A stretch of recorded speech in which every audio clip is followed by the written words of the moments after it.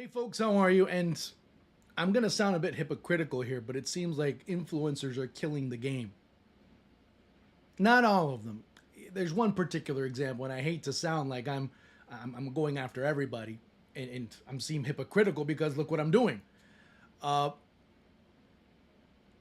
Everybody's dream, or every young kid's dream, is to be able to become a pro footballer, to be able to go and play professionally, even if it's a step on the pitch.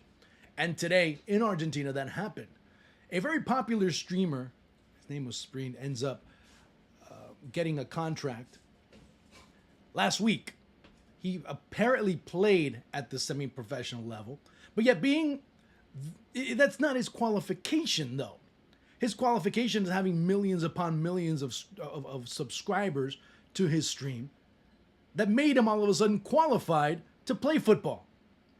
Mind you, for many youngsters that are coming up, for many individuals that are coming through, it ends up being a slap in the face because of what they have to go through, the trials and tribulations and the problems and everything that they have to endure, and the economic strife that in many of those players' cases they have to endure and persist through to be able to have a shot to maybe possibly getting a chance to step onto a pitch with the first team. This is what ends up making sometimes South American football, Argentine league football in some cases, very hard to defend. I don't stand here as a defender of anything, but there are times that one has to come out and expose certain points of view in a different way. And today it's hard to do that. When you have a player,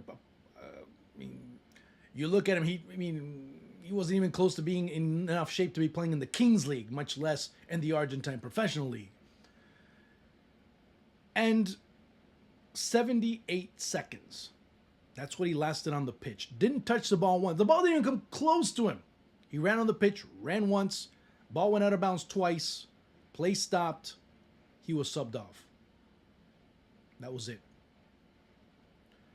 Now, you start looking at the owner, or the Mr. Steinfale, ends up being the man that brought energy drinks to Argentina. That's his claim to fame, as he is now the owner, basically, of Riestra. His investments have helped Riestra rise to the top level of Argentine football, but also a lot of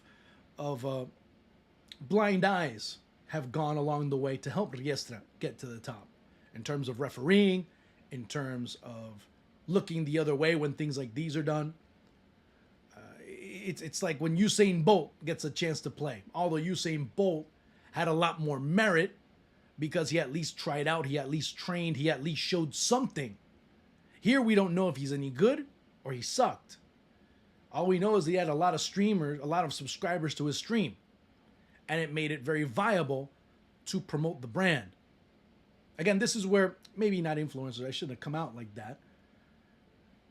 It's business gurus that have really killed the game. Because it's all about the business. It's all about the money that is created. Look at what happened with Inter Miami. I'll give you that as an example. One of the greatest failures in MLS history this season. Yet, business is booming, so everything's okay.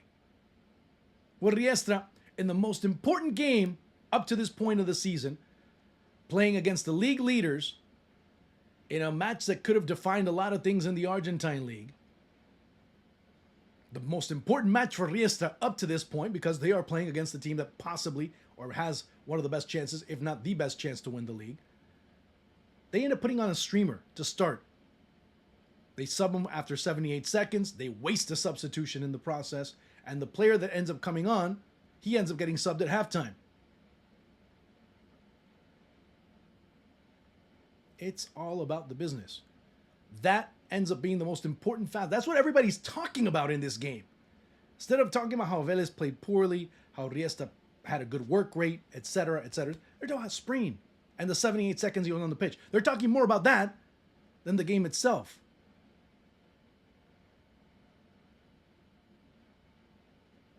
Again, it's all about the business. And this is where things are beginning to fail in terms of football. I shouldn't even say beginning. They are failing because of that. Because the business is more important than the actual product on the field when people don't realize that without the product, there is no business. That's where people start, business people, business gurus, these people that talk about business and sports management and everything else, they forget that the most important facet of the football is the football, is the game, is how it's played on the pitch. It's all of that. It's not because, hey, we bring money to the team. No, it's important. I'm not dismissing that. But without the raw material, you can't sell anything to a team. Or you can't sell a team to anyone. Okay? It's like Inter Miami without Messi. How much can you sell without him? Nothing. Well, Riestra, without Spring today, they can't sell anything. And again, it's not Spring's fault. That's why I'm very cruel there, and I'm very harsh with streamers. It's not his fault, if you really start to think about it.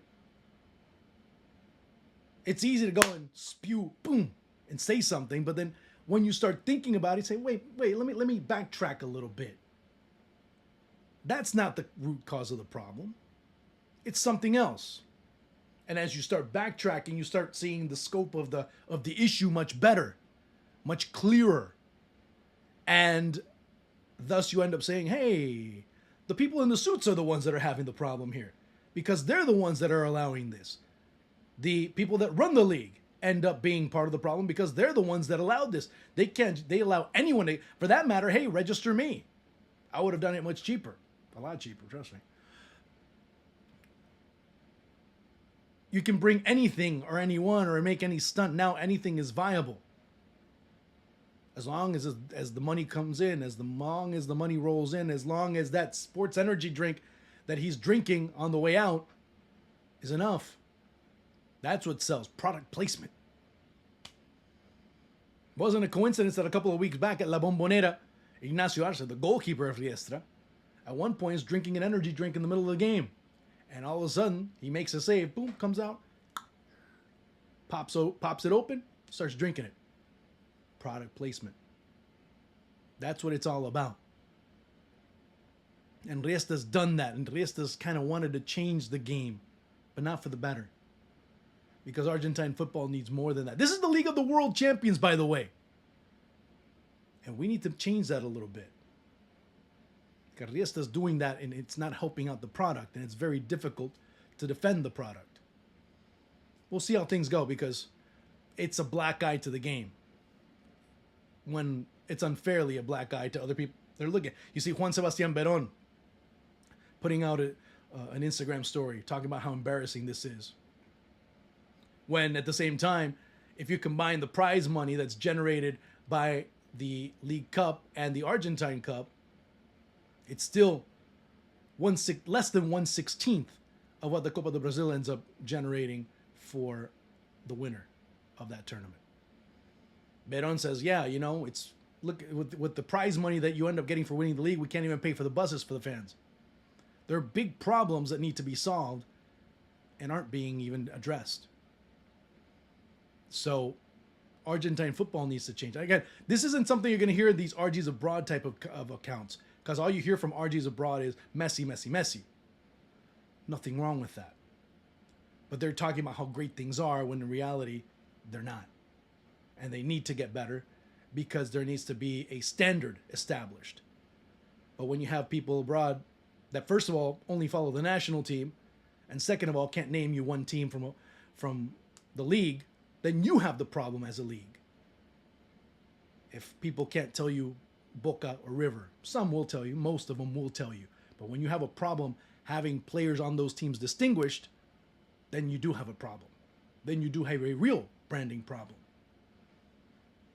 That's the big problem with Argentine football right now. Talk to you soon.